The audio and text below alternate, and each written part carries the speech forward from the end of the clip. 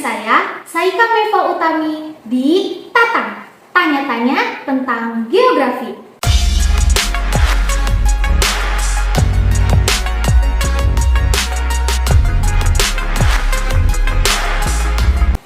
Pada hari ini, kita akan membahas mengenai persebaran fauna di Indonesia dan juga di dunia. Nah, biar ngobrolnya makin seru, kita udah nyiapin nih 2 narasumber kita dari teman-teman SMA Negeri 1 Banjarsari. Yuk kita kenalan dulu sama 2 narasumber kita kali ini. Hai Sobat Tatang, perkenalkan nama aku Aulia Zahra, aku Dian Herni Ramadhani. Kita dari kelas 11 MIPA 5. Gimana nih kabar kalian hari ini? Lagi happy, lagi sedih, atau lagi gimana perasaan kalian? Wah, kabar aku hari ini baik banget nih. Aku seneng banget bisa diundang di acara ini.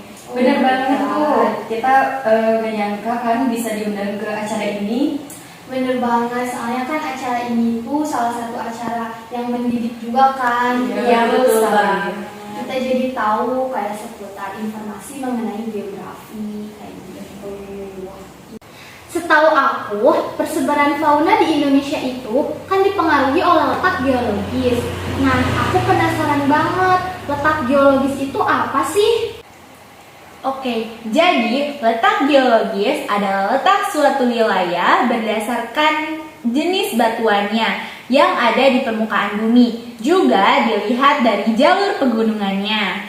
Oh gitu. Jadi keadaan geologis Indonesia waktu dulu-dulu tuh gimana? Nah, keadaan Indonesia sebelum Indonesia terbentuk menjadi pulau-pulau Indonesia, dataran Indonesia bergabung dengan benua Asia di bagian barat atau dangkalan Sunda dan bergabung dengan benua Australia pada bagian timur atau dangkalan Sahul. Tentu aja di Indonesia sendiri juga kan memiliki garis-garis pemisah untuk memisahkan persebaran fauna di Indonesia. Nah, akibat adanya letak geologis gitu kan ya. Nah, garis-garis pemisah itu apa aja?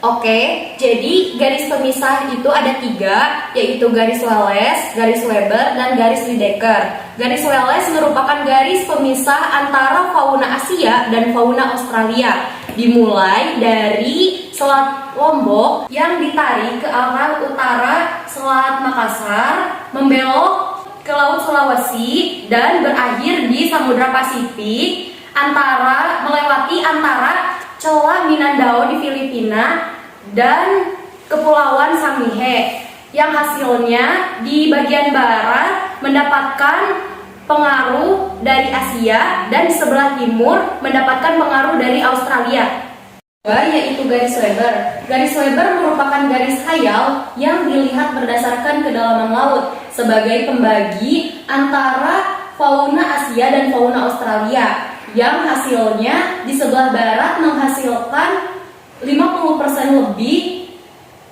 pengaruh dari Asia dan di sebelah timur mendapatkan pengaruh 50% lebih oleh Australia. Dan yang ketiga yaitu garis Lydekker. Garis Lydekker merupakan garis khayal untuk memisahkan wilayah Wallace dan Indonesia bagian timur. Jadi begitu. Oke, jadi gitu ya. Iya.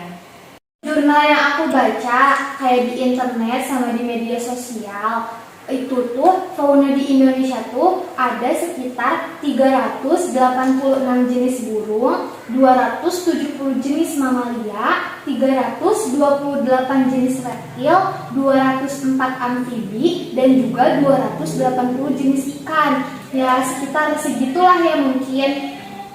Nah itu tuh dibagi-bagi lagi menjadi beberapa tipe atau udah pengelompokannya cuma gitu aja? Oh iya, jadi yang barusan kamu sebutin itu baru total keseluruhannya saja. Jadi dibagi lagi menjadi beberapa tipe. Yang pertama itu tipe Asiatis atau sering juga disebut dengan tipe Oriental, dengan ciri-ciri yaitu mamalianya berukuran besar, tidak memiliki hewan berkantung, serta burung-burung tidak memiliki banyak corak warna. Contohnya di fauna ini ada gajah, harimau Sumatera, tapir, orang utan, pesut, dan merak Jawa hijau. Oke, baik. Nah, tipe yang kedua adalah tipe peralihan atau disebut juga dengan tipe hewan endemik atau hanya ada di tempat itu saja. Ciri-cirinya yang pertama adalah beberapa jenis burung, kera, dan reptil.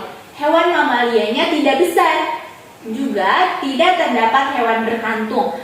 Beberapa hewan bersifat endemik, yaitu hanya ditemukan di wilayah ini. Contohnya pada zona ini adalah komodo, anoa, yaki, tarsius, babi rusa, sapi wima, rangkong, dan maleo.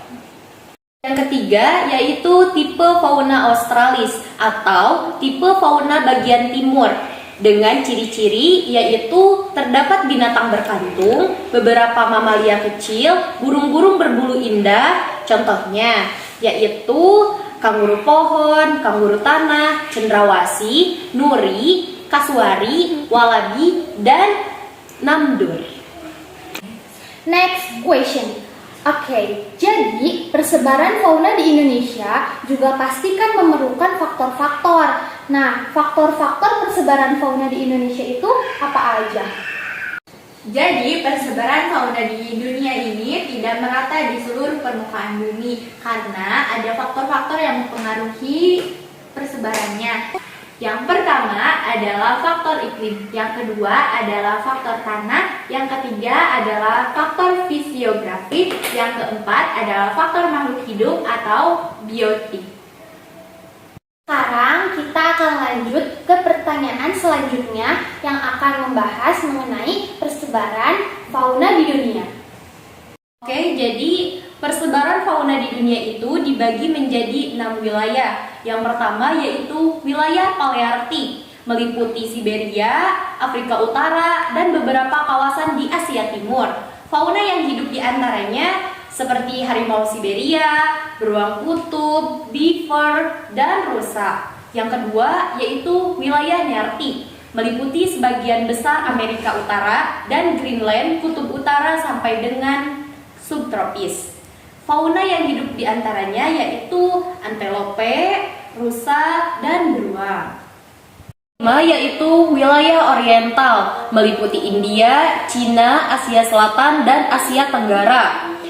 Fauna yang hidup dalam kawasan ini diantaranya harimau Sumatera, tapir, gajah India, kerbau air, badak, dan lain-lain. Yang terakhir adalah wilayah Australia, meliputi Australia, Selandia Baru, Papua, Maluku, Oseania.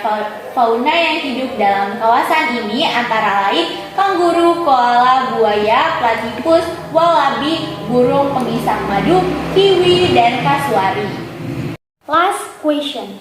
Oke, jadi dari informasi yang tadi aku tangkap bahwa di Indonesia sendiri itu kan ada persebaran faunanya itu ada 3 kawasan, sedangkan di dunia ada 6 kawasan.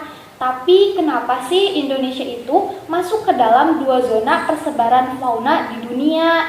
Nah, sedangkan negara lain kan enggak.